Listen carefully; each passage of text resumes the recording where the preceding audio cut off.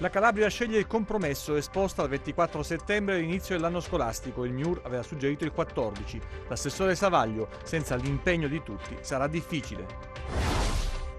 Svelato un giro di fatture false per spese mediche mai sostenute, 3 arresti e 208 indagati. Era ricercato da 2 anni, lo hanno beccato i carabinieri in un appartamento a Sant'Onofrio. È considerato agli inquirenti un esponente di spicco della criminalità vibonese. Un uomo di 50 anni è stato arrestato dalla squadra mobile di Crotone con l'accusa di aver abusato di 2 sue nipoti.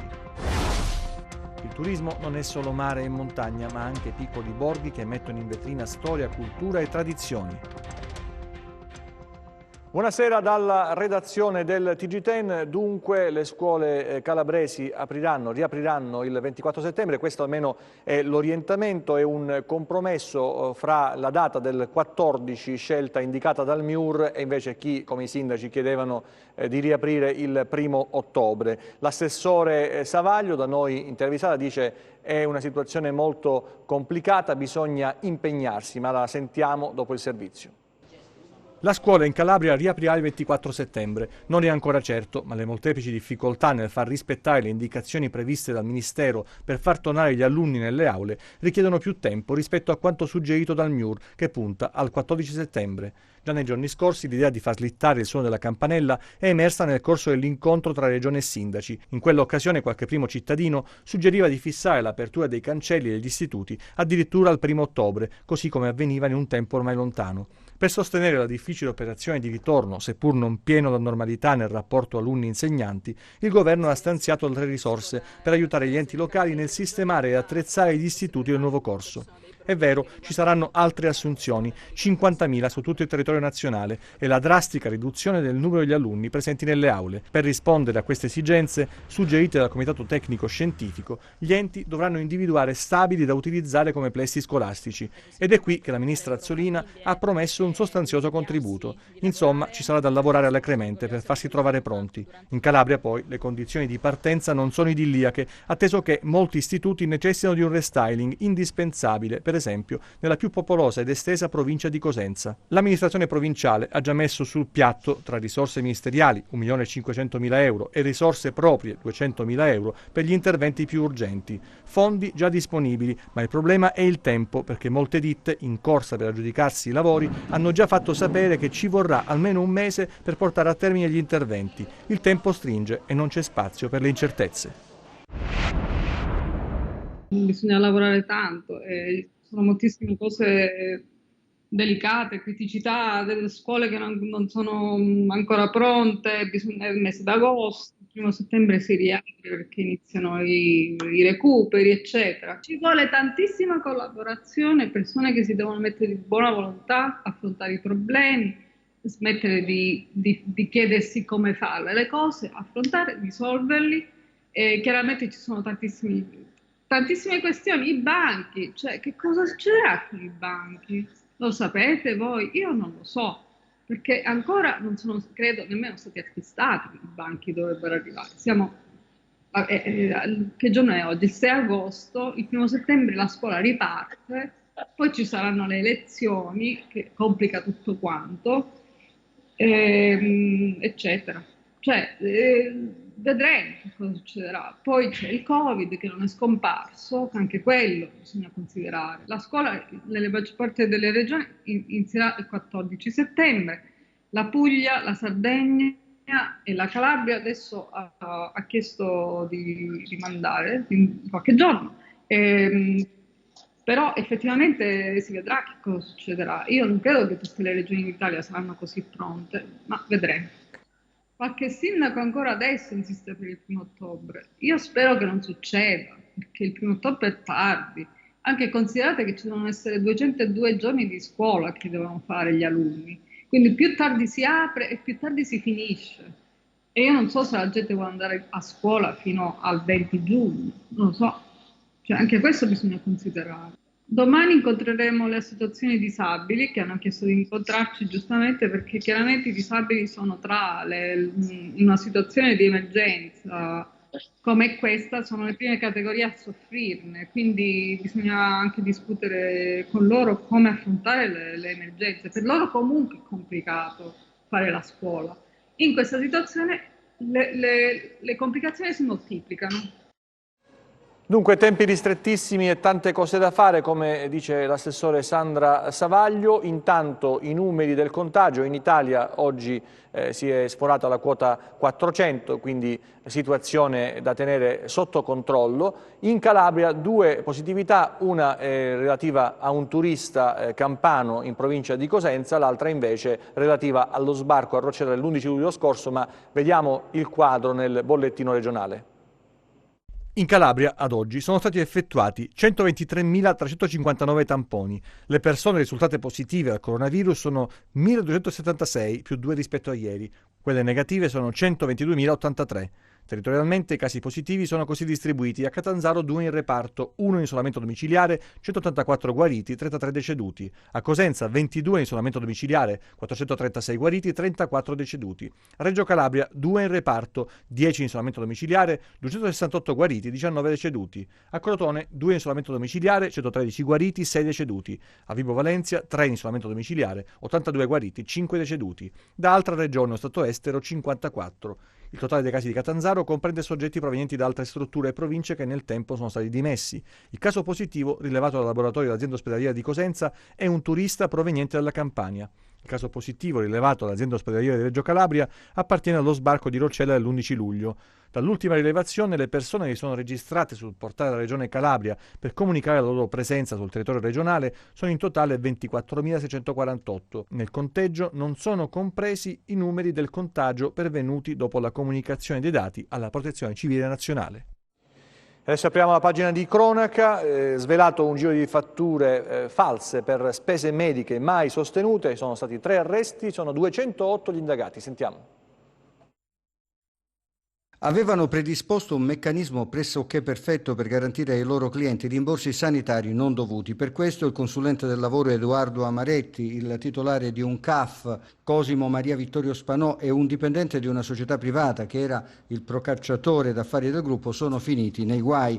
Il GIP ha infatti accolto la richiesta di arresto avanzata dalla Procura di Reggio Calabria. I 3, tutti di Reggio Calabria, sono stati posti ai domiciliari. Il capo della Procura, Giovanni Bombardieri, l'aggiunto Gerardo Dominiani, il sostituto Diego Capece Minutolo, li accusano di associazione a delinquere, emissione di fatture mediche inesistenti, dichiarazioni fiscali fraudolente, truffa ai danni dello Stato. In pratica i 3 avrebbero fatto ottenere, attraverso false documentazioni a 200 persone adesso indagate, rimborsi sanitari non dovuti per complessivi 2 milioni di euro. Il 30% dei rimborsi era la commissione da riconoscere ai 3. L'inchiesta sul campo è stata condotta dalla Guardia di Finanza di Reggio Calabria, che ha prodotto un'infinità di documenti. L'inchiesta è scattata da un episodio quasi banale. Un uomo ha denunciato l'ex moglie dopo che la donna gli aveva esibito una ricevuta fiscale per cure odontoiatriche di 30.000 euro. Era scoppiato un litigio e dal litigio si è passati alla denuncia e all'inchiesta di oggi.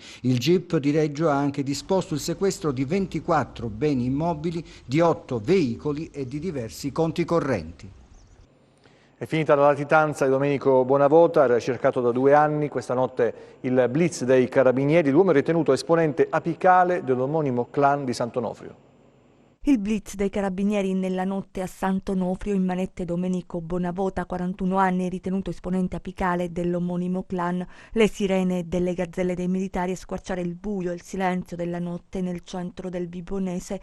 Bonavota era ricercato da circa 2 anni, da quando si era reso irreperibile dopo essere stato condannato nel processo Conquista alla pena dell'ergastolo per l'omicidio di Domenico Di Leo. L'uomo è anche destinatario di 2 ordinanze di custodia cautelare nell'ambito delle operazioni Rinascita Scotta e Imponimento. I militari del nucleo investigativo di Vibo Valentia, guidati dal maggiore Valerio Palmieri e dal capitano Alessandro Bui, con il coordinamento della direzione distrettuale antimafia di Catanzaro, hanno concentrato le ricerche nel territorio di Sant'Onofrio, ipotizzando che l'uomo non si fosse mai allontanato. Nella tarda serata di ieri, avuta la certezza della presenza di Bonavota in un'abitazione nella quale si sarebbe rifugiato sin dall'inizio, i carabinieri del nucleo investigativo e dello squadrone cacciatori hanno fatto irruzione bloccandolo. Adesso gli investigatori stanno vagliando la posizione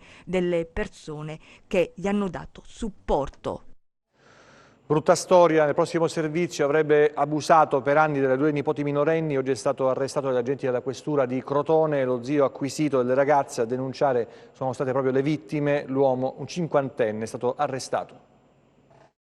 È finito in carcere lo zio Orco. A chiedere l'arresto di un 50enne alla Procura della Repubblica di Crotone sono stati gli agenti della squadra mobile dopo la denuncia di una ragazza che per anni è stata violentata dall'uomo. Era poco più di una bambina, ha raccontato la giovane ai poliziotti, solo 9 anni, quando è cominciato l'incubo durato altri anni, fino al compimento del 16° compleanno. Abusi subiti in silenzio, infanzia negata non solo per lei, ma anche per la sorella più piccola che agli uomini in divisa ha confermato l'inferno vissuto da entrambe.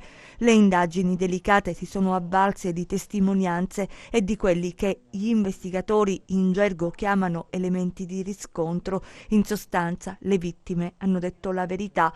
Una brutta storia, lo zio acquisito che tradisce la fiducia e le 2 ragazze che resteranno segnate per sempre.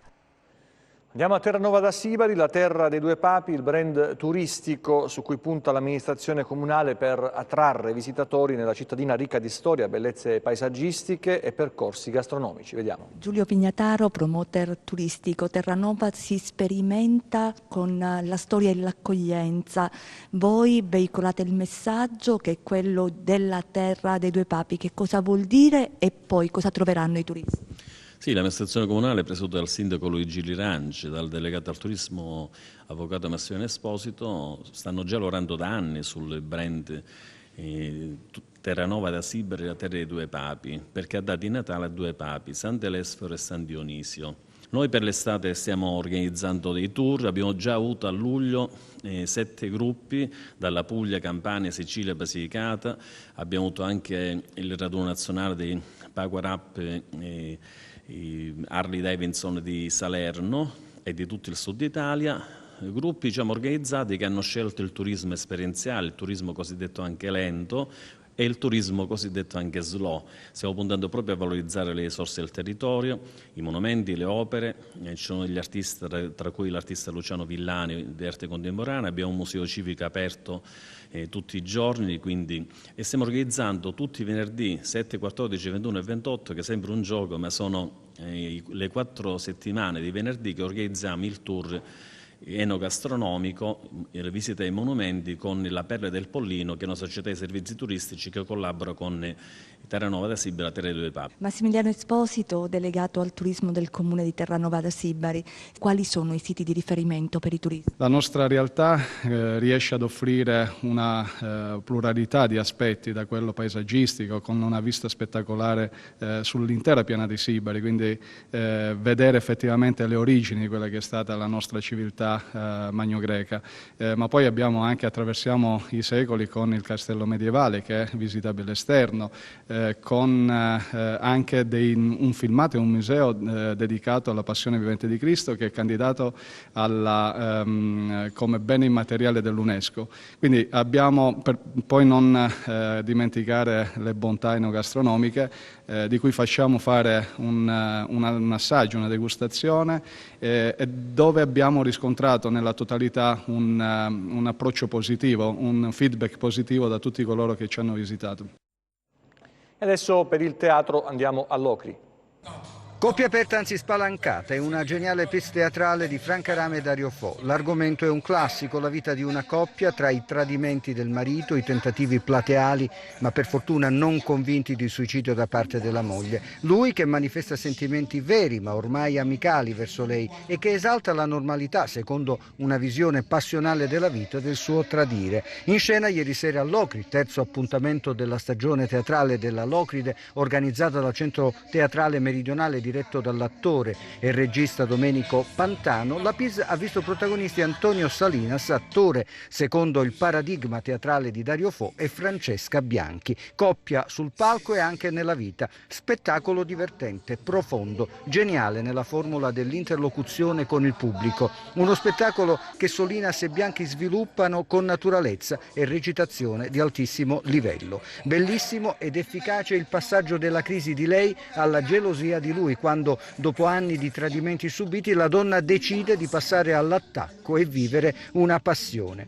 Antonio, il protagonista, ritrova così l'amore, magari possessivo, ma sempre amore per la moglie, e quindi è un passaggio questo che induce a pensare che coppia aperta talvolta sì, ma spalancata proprio no.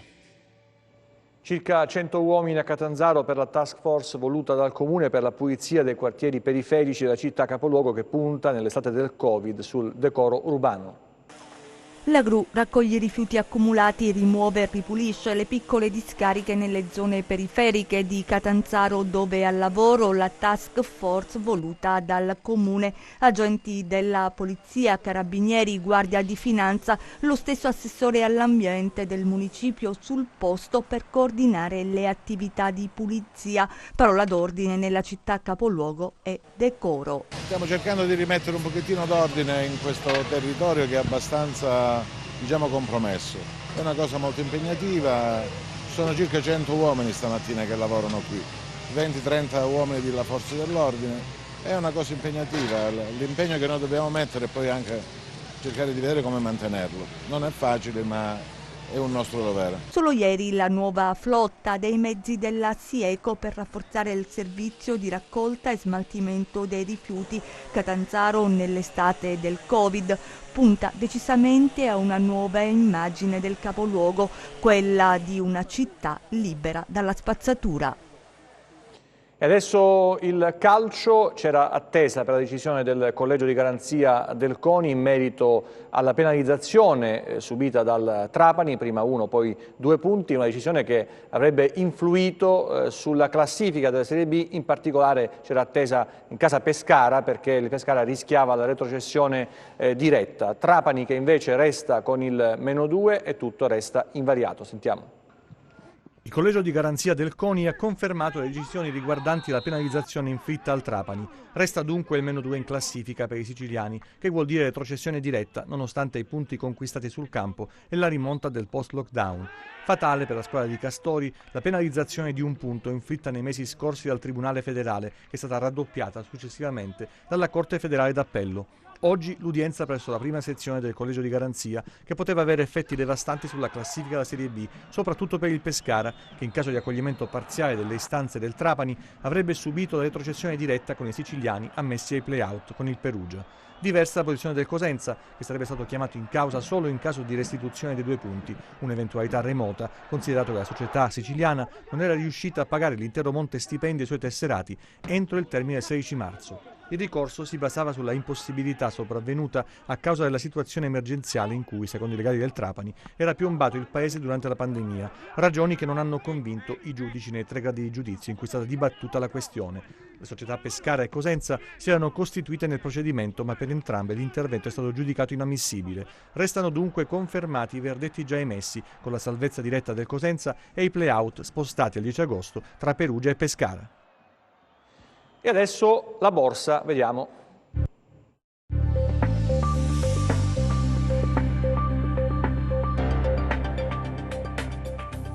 Le borse europee chiudono in rosso e Wall Street procede cauta in attesa di novità sugli stimoli fiscali. Sullo sfondo restano vive le tensioni tra USA e Cina, nonostante la notizia di un prossimo incontro tra le due superpotenze. Il segretario di Stato americano Mike Pompeo ha intimato alle aziende a stelle strisce di rimuovere le applicazioni cinesi dai loro app store in un tentativo di contrastare ulteriormente Pechino. Dall'agenda macroeconomica sono giunti i dati sulle richieste settimanali di sussidi di disoccupazione negli USA, 1,186 milioni contro 1,4 del consensus e 1,435 della rilevazione precedente, oltre ai numeri sopra le attese sugli ordini di fabbrica tedeschi, più 27,9%, e sulla produzione industriale italiana a più 8,2 di giugno.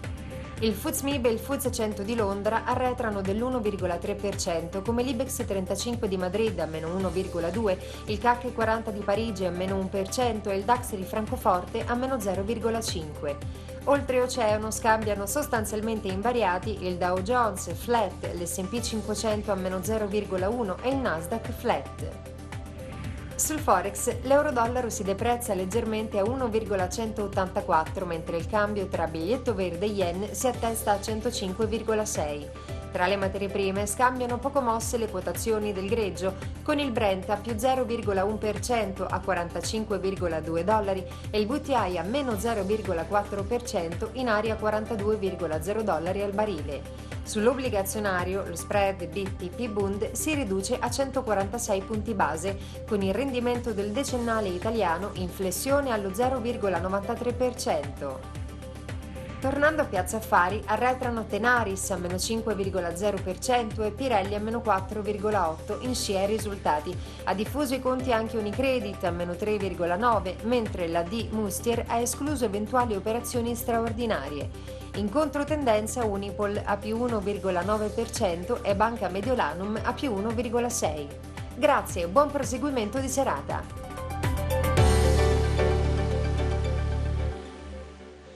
È il momento di vedere come evolve la situazione del meteo sulla Calabria.